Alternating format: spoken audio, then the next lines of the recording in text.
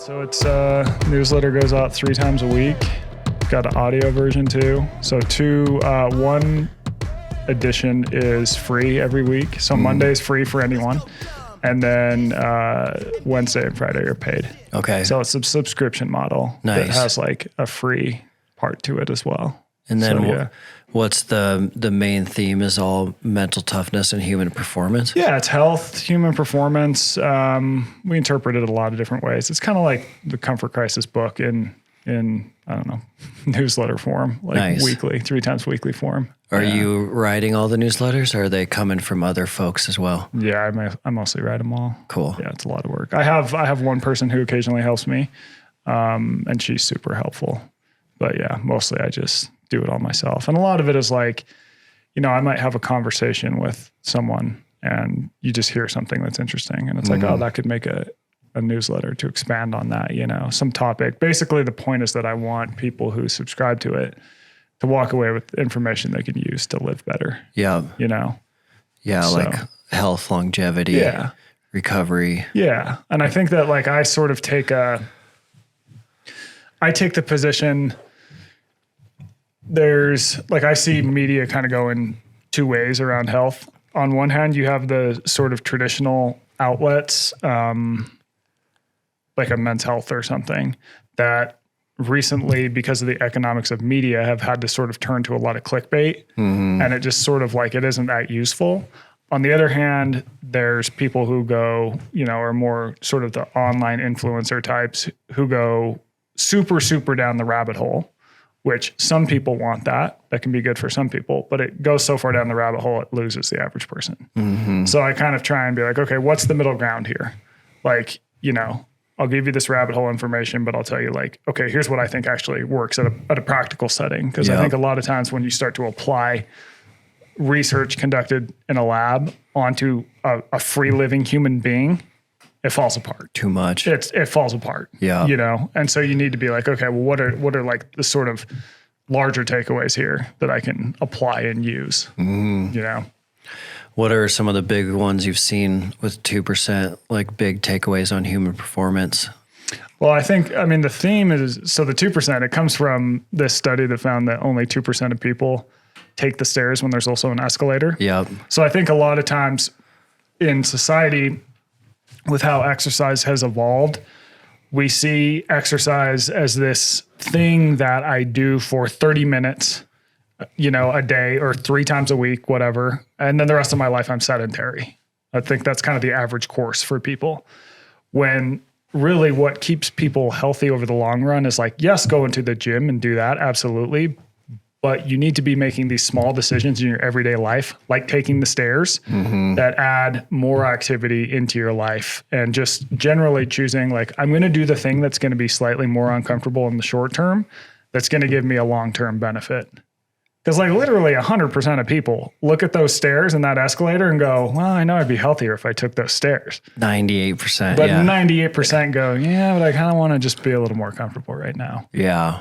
And and it's crazy when you look at like all the data on NEAT, basically just moving more throughout your day, non-exercise activity thermogenesis or whatever, that can add up to like 800 calories a day. That's like an 8-mile run for people, right? And we often forget that, and so it's just these simple little decisions, just they add up for people. That's a big deal. Yeah, we've seen it a lot with just Montana being a big farm and ranch community. There's consistently over and over again, like ranchers, ranch kids, ranch friends that will come hunting with us and just crush us. And they would never step foot in a gym. Yeah. Just that manual labor day after day. Yeah. They're just moving all day and lifting stuff all day and carrying stuff all day. This is just another day for them, right? For me, I sit behind a desk and write all day. Like that's a big physical event for me. So I got to prepare for that. And even at that, I can't prepare as much. Their life is preparation for that. Yep.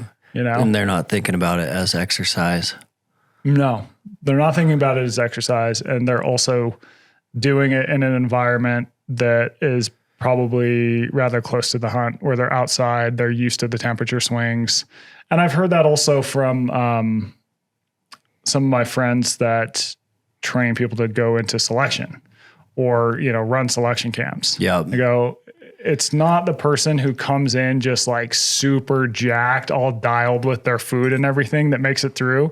It's like, it's just this like farm boy who shows up like kind of overweight, but he's just like been there. Yeah.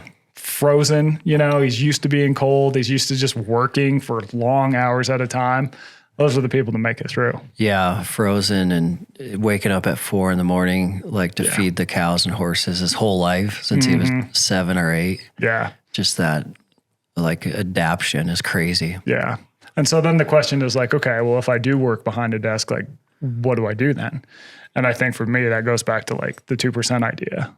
It's like, if I'm at an airport and I got a ton of luggage and I see a giant staircase, it's like, okay, well, here's like a little opportunity to just like hoof some weight up some stairs. And like, I'm not going to take the conveyor belt. I'm going to carry it the whole time. And oh, by the way, I have a 2-hour layover. Like, I could go sit in the Sky Club and eat chips. Or like, okay, my bag weighs 30 pounds. I'm just going to walk the terminal for like 2 hours. Get some laps. Yeah. And it's like, it's just finding those little wins to add into your life. That's, you know, how I think about it. Have you done anything with the like treadmill desk or gone that direction at all? I haven't, no, although I do think that that's probably a good idea for a lot of people. I just don't have the space for it. My office is pretty small. Yeah. Yeah. We have a few mountain toughers that have the treadmill desks and they're even like wearing their like weight vest plates as they're walking. That's awesome. It's pretty sweet. Have you used one?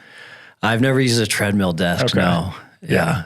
But I definitely see the value in them. It's big right now in like the 100-miler community.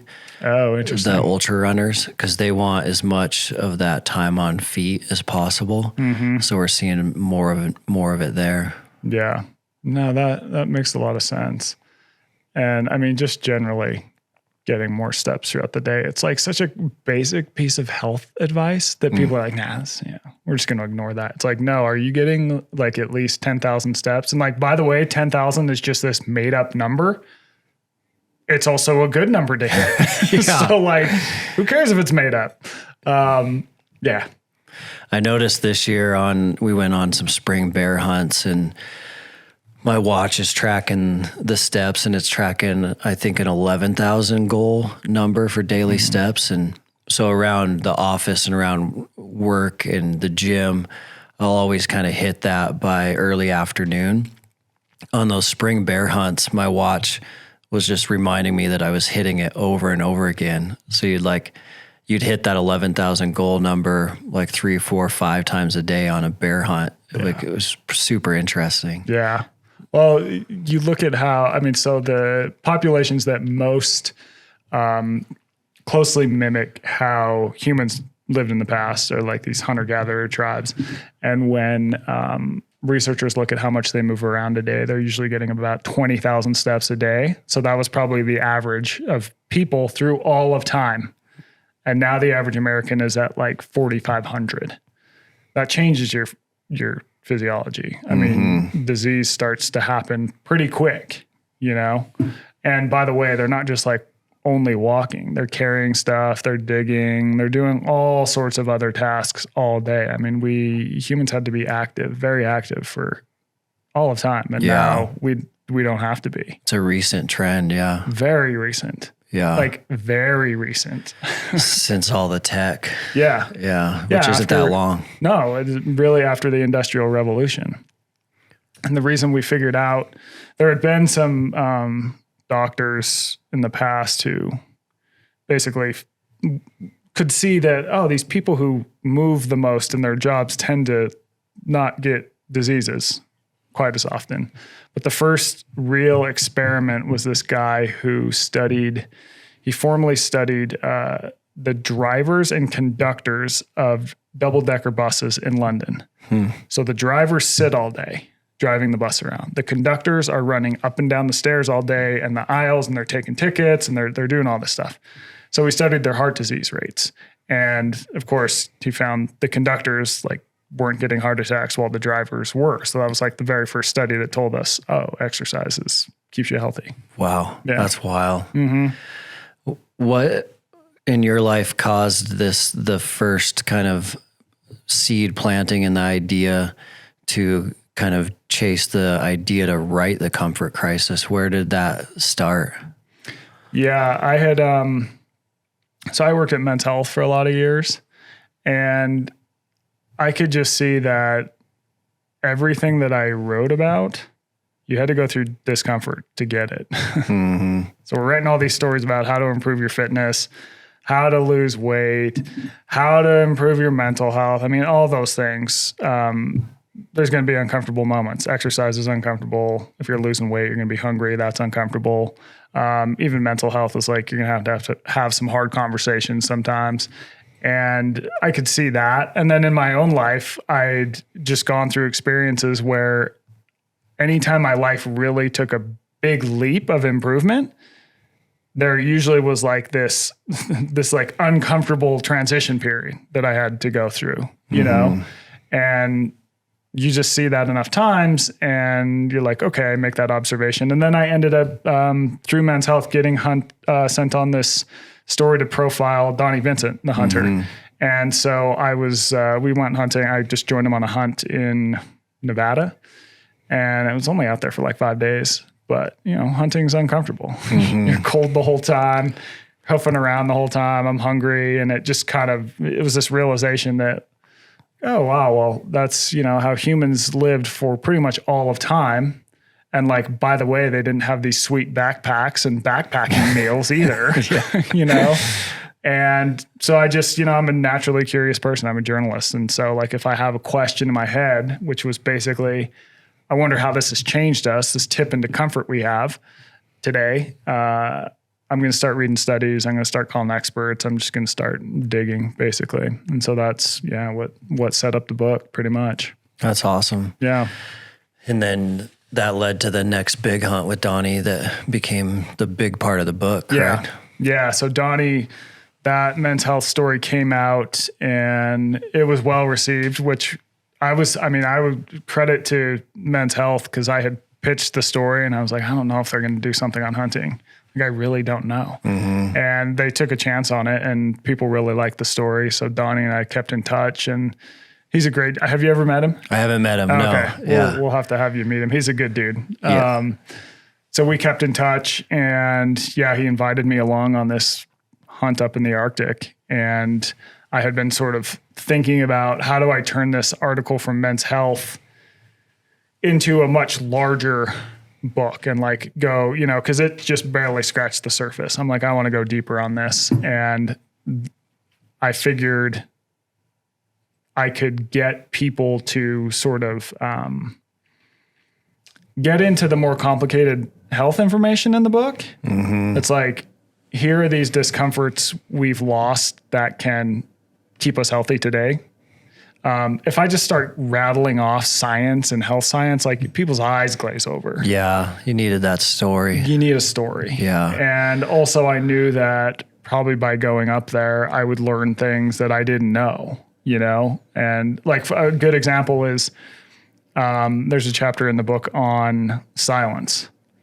I didn't expect to write that chapter before. Sitting on that hill glassing all day. Yeah. And it's like dead silent because there's not humans around for 100 miles, you know? And at first it's weird. You're like, this is creepy.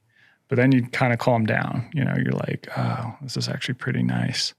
So going through that experience, I knew I'd pick up a ton for the book too. So I signed on. And it's been crazy because it's been obviously a phenomenal book, and it's also been very popular and created somewhat of a movement for sure, which has been amazing. Like, especially with people doing a lot of ruck workouts and heavy pack workouts.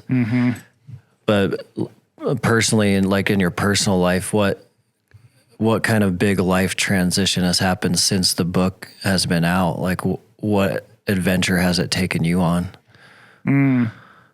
That's a good question. No one's asked me that. I got to do another book, which is, I got another book coming out in September, which is a lot of traveling. There's a lot of cool travels for that. but I think so being a writer is weird, right? It's like you lock yourself in it. Like I go do these things to learn these topics, and I'm kind of trying to be a fly on the wall, as a journalist. And then you lock yourself in an office every morning for like 4 hours and you write for like 2-3 years.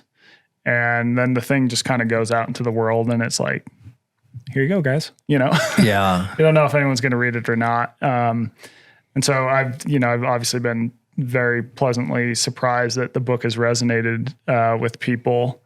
And so probably the biggest change for me is that I kind of have gone from being, as a journalist, trying to be just like the observer to like now people go, hey, you, like, what do you have to say? Like, it's a big tell switch. us about your ideas. So you go from like kind of being the person who like, I go talk to different experts to like now people are seeing me as the expert, which is like I understand why it's warranted because, there are a lot of ideas in there in the book that it's not like any of them are 100% original, but I just think that the way that maybe I put them together and explained them made them feel original or at least resonate more. But it is kind of a strange thing to, people, asking like, tell us about your ideas, Yeah, So, that's a big pivot for sure. yeah, it's like an entire career you spend as the fly on the wall. And now people are like, yo, let's talk to that fly, And was it a little bit of like getting a book done? Is it in a way a little bit of a letdown, kind of like many examples you hear where if we're trying to win like a state championship in football or you're trying to win the Super Bowl, you finally get there and then it's over. Did you feel that way at all with the Comfort Crisis where it was kind of sad to be done working on it? It's actually it's funny because you turn it in, and this happened with my other book that's coming out. You finish it, you're like, I'm never doing that again. Thank God. Literally like a week later, you're going, I wonder if that'd be a good idea for a book. It's just like a glutton for punishment, but it's like, I feel like humans are, we are creatures that don't settle. There's a reason that we took over the world, right? Like we are an insane species. I mean, think about that. Like, people like early humans in Africa 50,000 years ago, whatever it was, they go, let's go see what's over that bend. And then over that one. And then over that one. And then eventually like some of them are up in what is now Russia. And there's like this ice bridge. They're like, let's cross the ice bridge, guys. Yeah. And then they come down into America. Like we're crazy, crazy animals in the sense that we always want to kind of be doing something and moving the ball forward, which is why we are, sitting here on a podcast that's all wired in and we have electricity and we're drinking canned drinks and like grizzly bears are not. Yeah. Right. We are an ambitious species for sure. So I think that like leaning into that is good though too, It's like that can kind of give you an edge, I guess. So through all that work and the research, it did kind of lead you down this journey of doing a lot of the pack workouts though, correct? And so that was something that wasn't a big part of your life before the book, I'm assuming. Yeah, I had been doing little stuff with GoRuck for at least 10 years. I mean, the first year that they started these GoRuck challenges, which is like a 12-hour rucking thing. And, I was at Men's Health at the time. So I'm always kind of looking for like, what is new in this space of fitness and health. And so they'd come on my radar and I think I'd done a little story about them. And I kept in touch with Jason, like he's a cool, interesting guy. And then once I started putting the book together and doing a lot of like, I'm really into anthropology and it kind of, occurred to me that looking at all this like data and what did humans evolve to be good at, like we're we're the ultimate carriers. No other animal can carry like we do, you know, and that's another reason we could take over the world. And people don't do that as much anymore, you know, and it's a very important part of fitness. I mean, that is the thing we're good at, you know?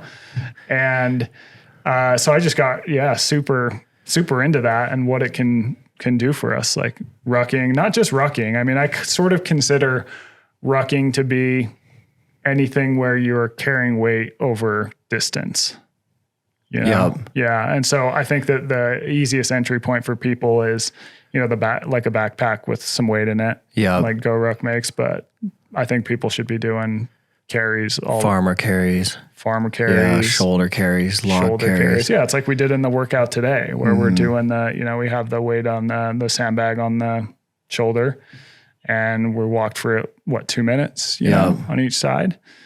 I mean, that's great. And scientifically through like the research you dove into, rucking over distance is a pretty big piece of low-hanging fruit for a lot of people to apply to their life, just because the way the body just crushes calories when you put a pack on your back. Is that accurate? Yeah, you burn significantly more calories than you would if you were walking, like 2 to 3 times more calories. That's from some University of South Carolina research. And the other reason I like it is that it's safe. So it has about the same injury rate as walking, assuming you don't go too heavy. Like obviously if you put like 120 pounds on your back, like you might have some problems. But so long as you keep under a third of your body weight, like people don't really get injured doing it. The injury rate for running is much higher. Yeah. And I think partially, and you would have a better sense of this than me. I think partially part of the problem with the running injury rate is that people try to do too much too soon, you know? Yeah. But yeah, and I'm not saying running's bad at all because I run all the time. I think people should, if you can't run right now, I think you should diagnose, okay, why can't I run? Let's fix that problem and let's get some running in. But I think that if you were to ask me, you know, what's one exercise? If you have to do one exercise the rest of your life, I'm carrying. Rucking. Yeah. Are you seeing it pick up steam with like the non-hunting, non-military community where just the normal civilians are throwing on weight and going for walks? Yeah. Yeah, for sure. A lot of women are drawn to it. And rucking, I think is probably the best exercise, one of the best exercises that women can do because it is really good for bone density, maintaining and maybe even improving bone density. And women, especially as they age, start to have bone density issues. Now, this is like the most unsexy topic ever. Because I can't see how dense my bones are, whatever. Catches up with you though. The reason it's important is because if you fall and you're over 65, I think the age is, or it might even be 55, maybe 65. If you fall and break a hip over age 65, you have a 50% chance of dying in the next 6 months. Like it is a catastrophic injury. That's insane. And the reason a hip breaks is because your bones aren't dense, right? So this is something that we need to address that often doesn't get addressed. And rucking is a great way to do it. Not to mention, you can kind of do it with anyone. Like, you know, I could go for a ruck with my wife and we're going to go the same pace. She's going to use less weight than me. Yeah. I'm going to use more, but we can talk, we can catch up. It's just very practical. And you can do it doing anything. Like if you're going to walk your dogs, throw a ruck on. Yeah. Kids, dogs, you can do it anywhere. Yeah, totally. That's awesome. Yeah. Like I'll take meetings. I'll take ruck meetings, I call them. Like if I got to talk to someone on the phone, it's like, I'm just going to throw a ruck on and I'm going to walk around my neighborhood and take that call instead of just, you know, sitting in my office for more time. That's awesome. It's great for like community building too. Yeah. It's like rucking with buddies and yeah, going on hikes. Totally. Yeah. It's just, it also maintains muscle mass. Mm-hmm. If not, in some cases, grows it. Oh, so you guys are into hunting. There's this really fascinating study where they took a bunch of measurements of hunters. They were in Alaska. I can't remember how long the hunt was. I want to say it was like 12 days, 2-week hunt. And of course, they're carrying everything in. So their packs were heavy, right? It's like 60, 80 pounds or something. And those guys had lost, I think it was like 5 to 10 pounds, but none of it came from muscle. Wow. It was all fat. They actually increased their muscle mass by a very small amount, which is crazy. Yeah. Like that shouldn't happen, Yeah, right? on If you a lose hunt. weight, your body's going to pull some from fat, it's going to pull some from muscle. But the fact that you have a ruck on, it's basically helping you. You're doing strength work all day. Your body's saying maintain this muscle, Yeah. but use the fat as the energy source. Yeah, ditch the fat, right?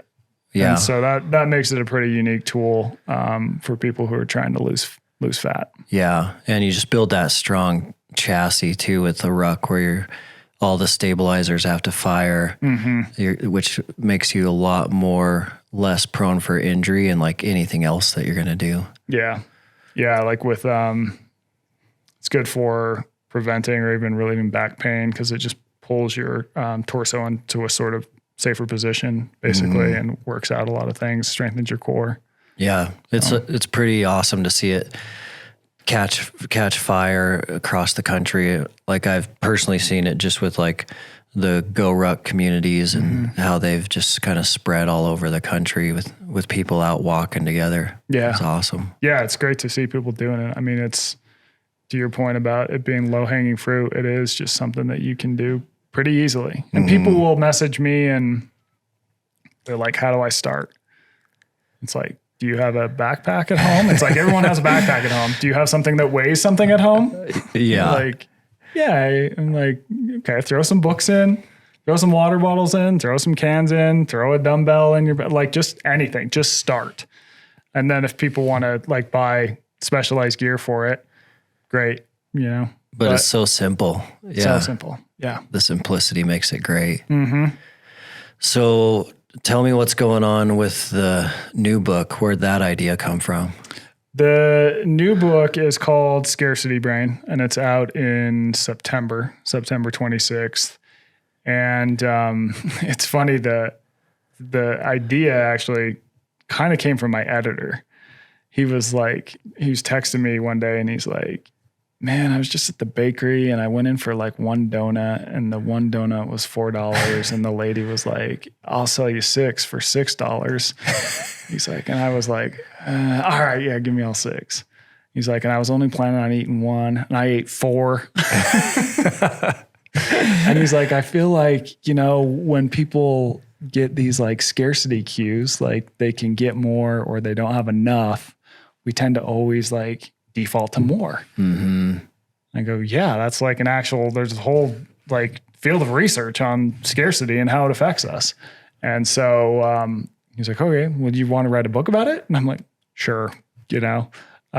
That's wild. Yeah. So that's what it's about. It's about why can't humans ever get enough? You know, we're relentless in the fact that we consume as well. Yeah. And so it looks at food stuff, information, influence, number of people we can influence. All these things used to be scarce in the world. And so we're wired to default to more of them, overconsume them when we have the opportunity. But now we've tipped into abundance of all those things. And so it looks at how that's affecting us. Is it an American thing or is it a global? It's global. Yeah, it's a human thing, really. And it's in a lot of species too. Like, for example, my dog, if I let that thing loose at a buffet, it would eat until it just vomited and then it would eat some more. And it would just be this cycle, right? So it's like, it never ever made sense to watch what you ate in the past to if you could get a tool that would help you to like not take that, right? But now we have Amazon Prime. We've got like grocery stores filled with food. We've got, and you think about information. Yeah. Like a person today sees more information in one day than a person 700 years ago would have seen in their entire life. In one day. In one day. That's insane. And so all these different things are affecting us. And it looks at how, and also like, what is enough and how do you find it? And so, it was an interesting book to write and research. I traveled all over for it. I went to the jungle in Bolivia for it. It was really cool. I went to Iraq. I went all over the U.S. It's fun. A lot of times these books are like, let's find an interesting story in an interesting place and go there and see what happens. Did you find a population that has a better handle on it than Americans do? Yeah, in a lot of different ways. So like, here's an example. It's like in the chapter about food. What led me there is I read this study years ago about this tribe in the Bolivian Amazon. They're called the Chamane, and they don't get heart disease. Like they don't get it. They have the healthiest hearts ever recorded by science. And also like they don't seem to get Alzheimer's. They don't get, diabetes. They don't get all these diseases that kill us basically. And so I traveled down to meet them, and it has to do with food and what they eat. And a lot of it is just that they only eat foods that have a single ingredient. Now, if you looked at their diet, at some point it's going to offend every fad diet we've ever had in the last like 50 years, right? It's not keto. It's not like paleo. It's not low fat. It's not low carb. It's just out of the ground, probably. Yeah, it's just out of the ground, yeah. And they hunt a lot of their meat. They do a lot of fishing. But the only commonality is that each food has just one ingredient. It's like, it's rice, it's plantains, it's bananas, it's fish. It's they have a deer down there called tapir. I don't know if I'm pronouncing it right. Tapir. And they'll eat that as well. That's like a red meat they'll eat. So, and no like pesticides or anything on crops. Yeah, probably not. Wild. Yeah. And the fitness wise, they're just manual labor. Manual labor. Yeah, a lot of it. They're not big either. But they move a lot too. They're probably in like the 20,000 steps a day. But what's interesting is there's other tribes. So to get to them, like I have to fly into La Paz, which is a few flights, and then drive 12 hours down these sort of crazy cliffy roads, and then into the jungle. And then you get to this town, and then you take a canoe like 6 hours upriver. But there's tribes that are, 1 hour upriver from town who will go buy, bread and oil and fry their stuff. So instead of just having the fish cooked, baked basically over fire, they're going to bread it and fry it. And they're starting to have incidents of heart disease. That's insane. Even though they're still moving the 20,000 steps a day. So to me, it really sort of suggests that you need to have both exercise and you need to watch sort of what you're eating, And it's obviously like you got to keep things within a range. And I would never tell someone don't eat a Big Mac because I don't want to live in a world where I can't eat a Big Mac, But I do think if we want to get to the bottom of a lot of the diseases that most affect us, we need to make some changes. Yeah. Yeah. Is that tribe connected into technology at all? Any phones down there? No phones. They're off the grid pretty much. Yeah, they're pretty much off the grid. There's not electricity. I mean, this is like you're in this small village, first of all, where you drive to. You get in a canoe that is they call them peke boats. They're probably like 30 feet long and they're super thin, and they have a motor on them that's called a longtail motor. So it's like motor with like this pipe that puts the propeller like 6 feet away. I don't know if you've ever seen those. Yeah, like a brush hog duck boat. Yeah. And then you take that thing 6 hours, and it all looks the same. It's like it all looks the same for 6 hours.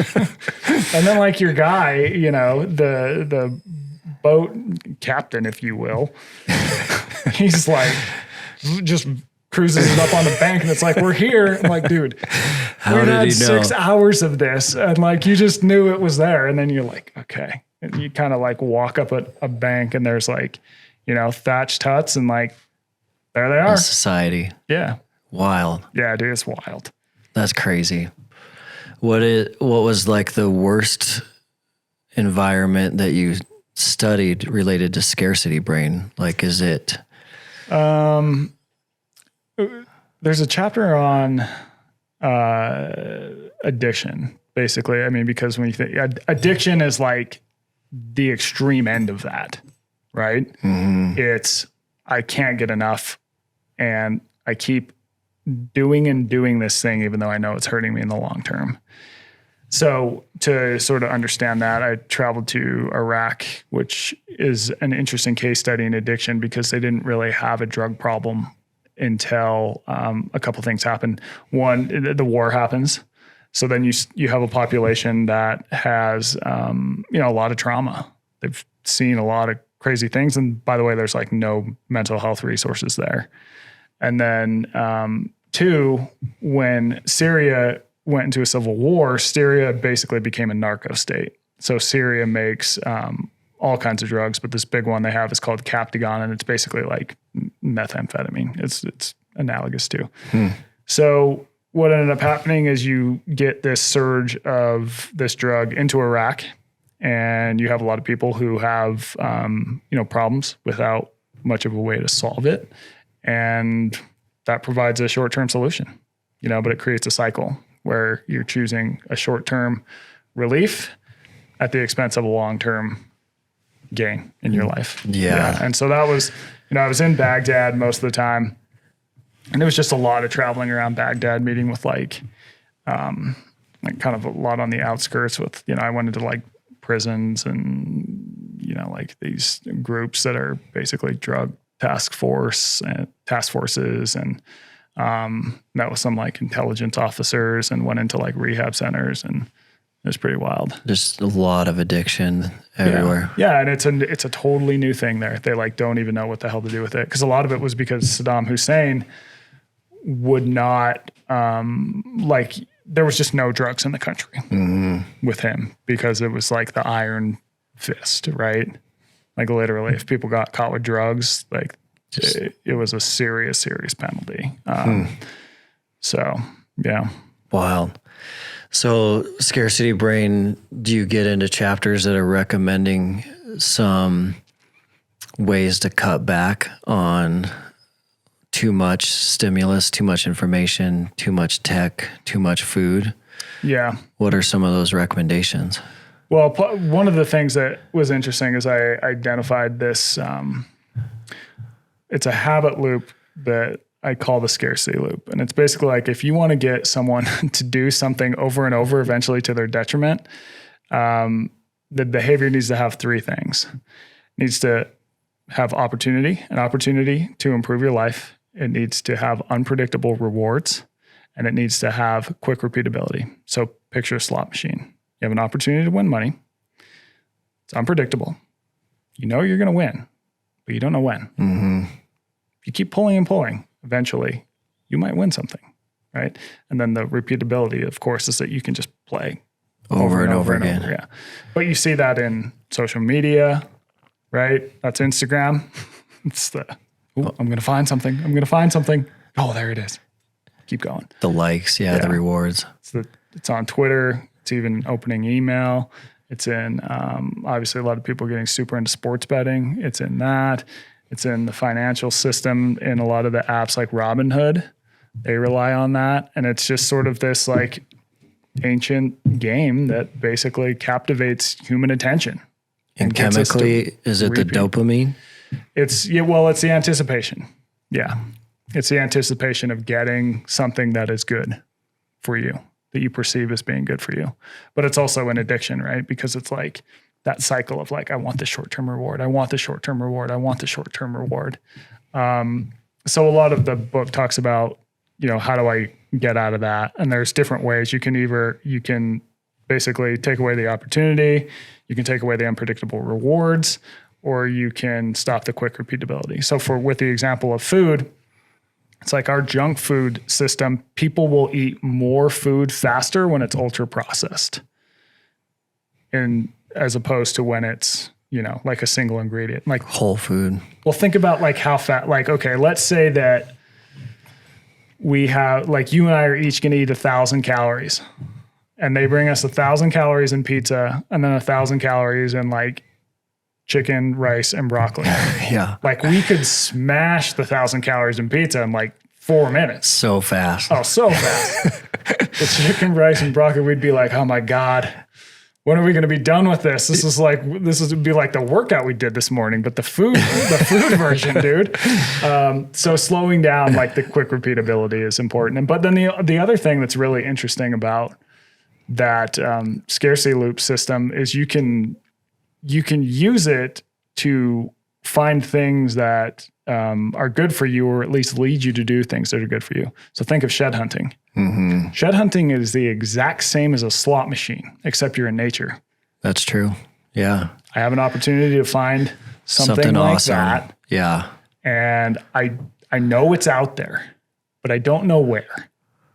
So I'm searching. Oh, didn't find it. I'm searching. Oh, didn't find it. I'm searching. Oh, didn't find it. I'm searching.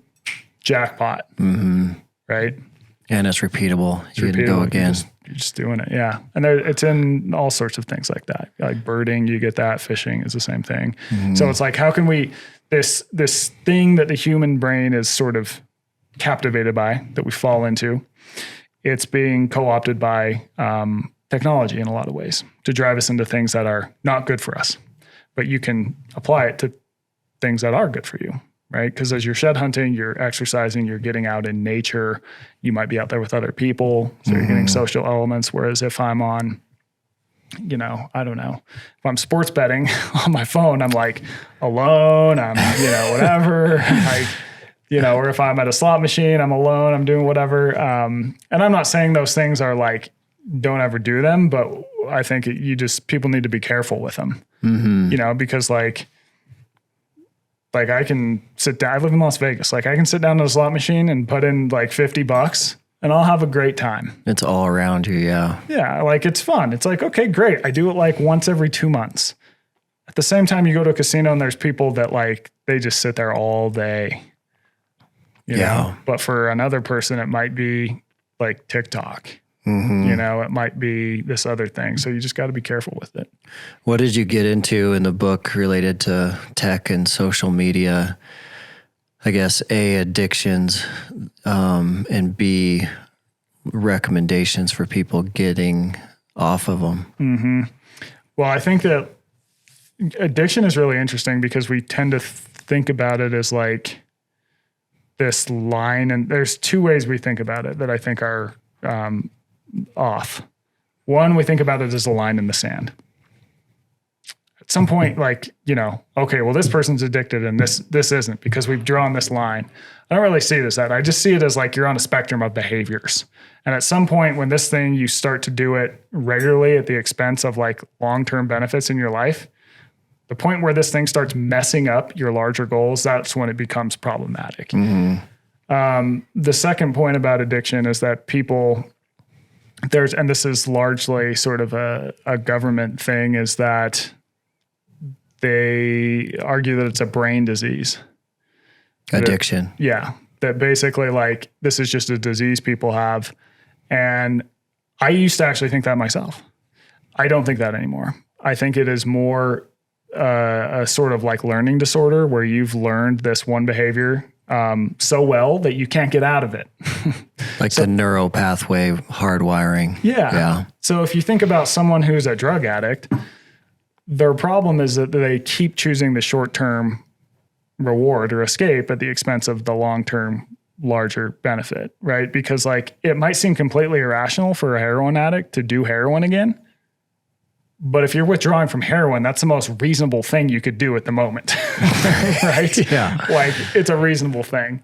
So when you sort of apply that to social media, I think really it's like the point where someone spending too much time on social becomes problematic is like, are you doing this at the expense of things that are going to give you a greater reward and meaning in the long term?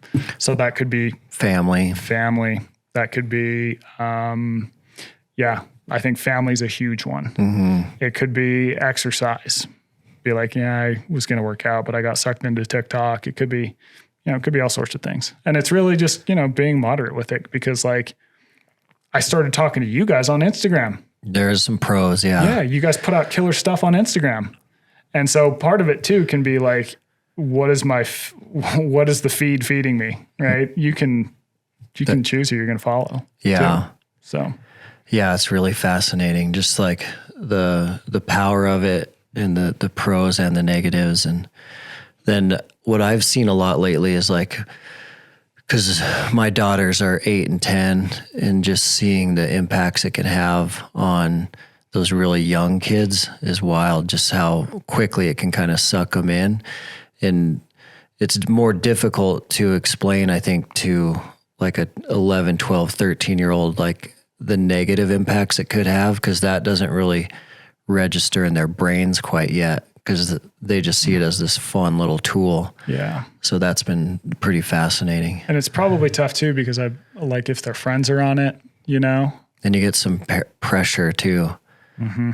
Or like you can have rules around your kids, and you can kind of decide on those guidelines, but then some of those rule systems fall apart when they're around like 3 or 4 friends that have like unrestricted access to anything that they want. Yeah. It's got to be tough. Yeah, it's difficult to navigate for sure. Yeah, it's a strange world. And I think especially for girls, it's most of the research. So there's a guy named Jonathan Haidt who's out of NYU who does a lot of research on this, and it does seem to impact girls the most, especially girls' mental health. And that's why Facebook got into huge hot water, because they kind of knew this and didn't do anything about it. And then there was that whistleblower thing. Do you remember when that happened a year or two ago? Yeah. So just over like females are more prone to like be drawn into aesthetics and like looking beautiful, and then they could play off all that with advertising, correct? Mm-hmm. And I think there might be more bullying too, like remote bullying, like, you know, men and women, well, kids, young kids who are man or woman, they tend to bully each other differently. Like dudes, you know, we're idiots. We're just going to be like, oh, you're a dummy, and then smack each other, right? Yeah. Whereas girls, it can be sort of more background and cutting, and there's less likelihood of things being settled physically. It's kind of crazy. Yeah. So scarcity brain, is it arguing for like a simpler life? It's basically arguing for becoming aware of how the phenomenon impacts you, and basically realizing that we're sort of wired to consume, to buy more, to eat more, to do all these things, because awareness is a big part of changing behavior. Like you can't change a behavior you're not aware of. And then it sort of gives people a lot of different pathways out. Yeah, awesome. That can be helpful. And unfortunately, it's hard work, you know? It's definitely not like, you know, any change is going to be tricky. And a lot of it too, I think, is getting to the bottom of like, why are you doing this thing in the first place? Why are you doing this? Like, I don't think, you know, like I said with addiction, the government sort of argues that it's like this brain disease and like, you know, you have this gene and that's why you're addicted. It's like, no, not really. Like people who are addicted to drugs, they're usually using it as a coping mechanism for something else. And so like, we gotta solve this something else before we can ever, you know, get to the bottom of whatever's going on. Yeah. Yeah. It's fascinating. Because I think even like the 12-step programs are rooted off it being a disease, aren't they? They are. Yeah. Yeah. And so like, I'm sober. I don't drink. I had a problem with alcohol. So I had been sort of brought up into that. And I think that can be maybe useful messaging for people at first. Like I talked to this really brilliant psychiatrist who's like, you know, if people come in and like the idea that it's a disease helps them find space, like I'm fine with them. You know, I'm not going to tell them otherwise. But I think that, you know, even if we assume it is a disease that originates in the brain, we kind of have to think about, okay, well, what kind? Because it's not like Alzheimer's, right? There's no incentive that you could give someone with Alzheimer's to change. But incentives do actually work with people who are addicted to drugs. Yeah. Like have you heard about the soldiers in Vietnam with heroin? No. Okay. So in Vietnam, a lot of our soldiers used heroin. There's an estimation that I think it was like 20% of our soldiers were addicted to heroin. And so Nixon is like, I don't want all these heroin addicts coming back in the country. If you want to come back to the U.S., you have to produce a clean urine test.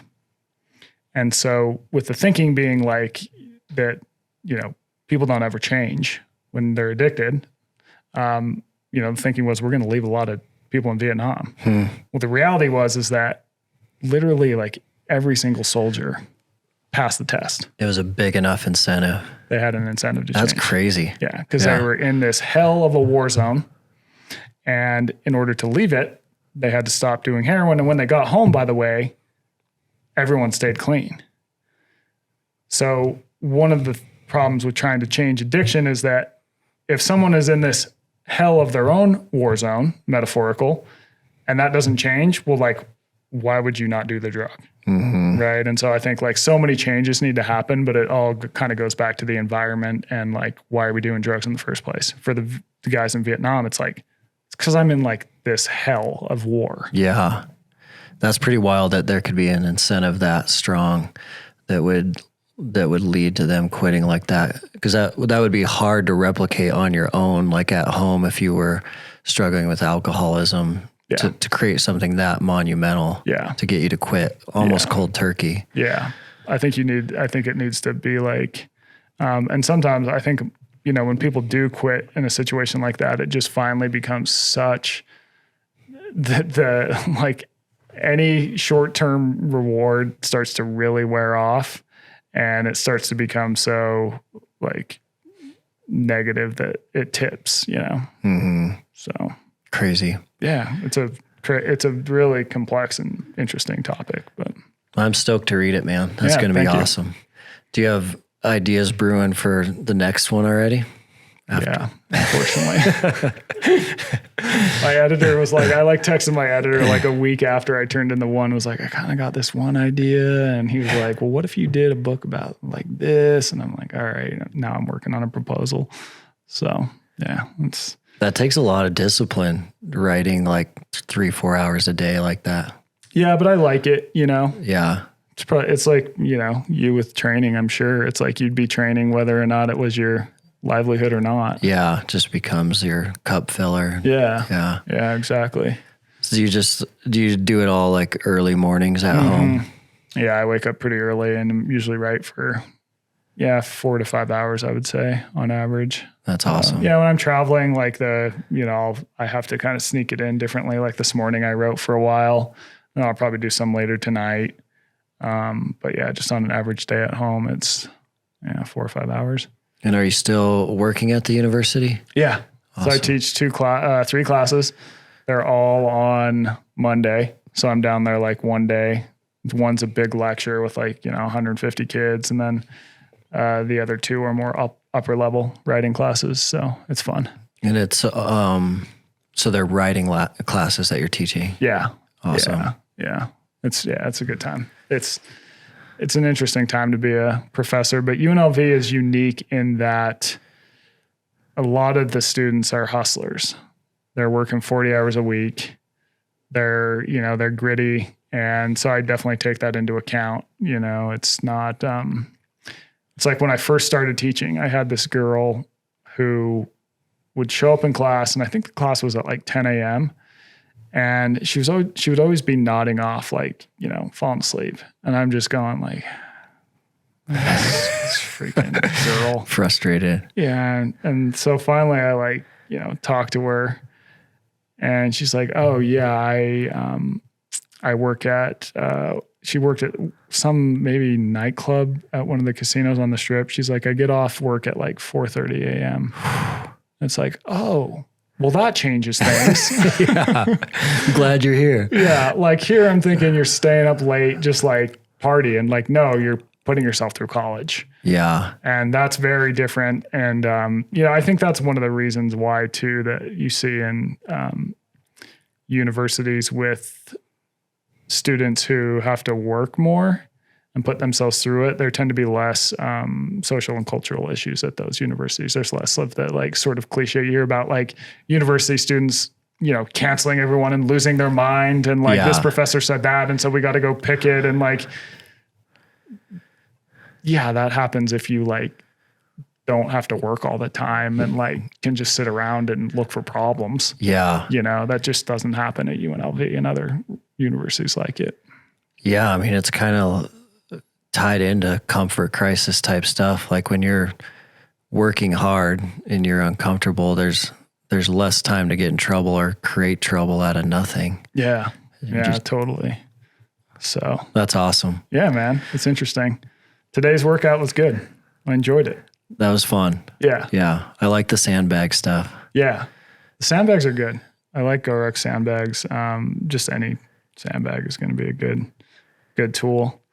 Good for garage gyms too, I feel like. Yeah. Yeah, it was awesome. Just the instability you get out of a sandbag is like if you had that same weight on a barbell, it'd be incredibly easy. Yeah. But the instability on those bags is great. Mm-hmm. Less, I think, I feel like for the average person for a garage gym, it's like probably sandbags and maybe a couple kettlebells. Oh, yeah. Because aren't you guys coming out with like a new kettlebell program? Yep. Yeah, that'll come out in September or October.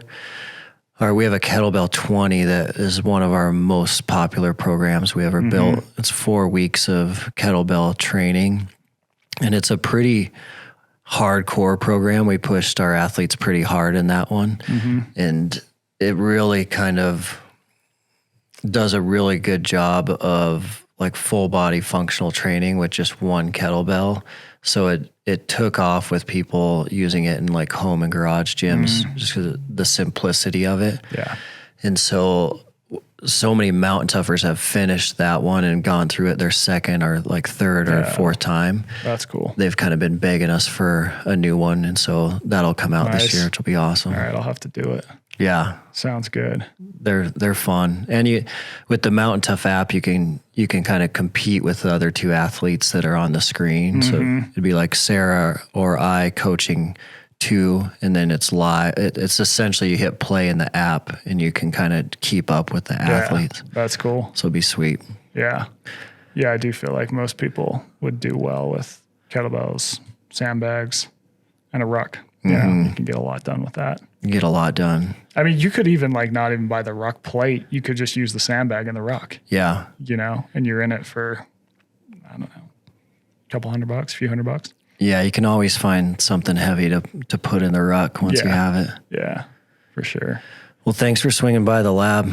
I'm stoked to have you at Tough Fest tomorrow. It's going to be awesome. Thanks for physically assaulting me with the workout and then making me get in a 34-degree tub. It's really been great. Just kidding. No, it's been awesome, man. I'm glad we could finally make this happen. Yeah, likewise. It's good to be here. Thanks, man. Yeah.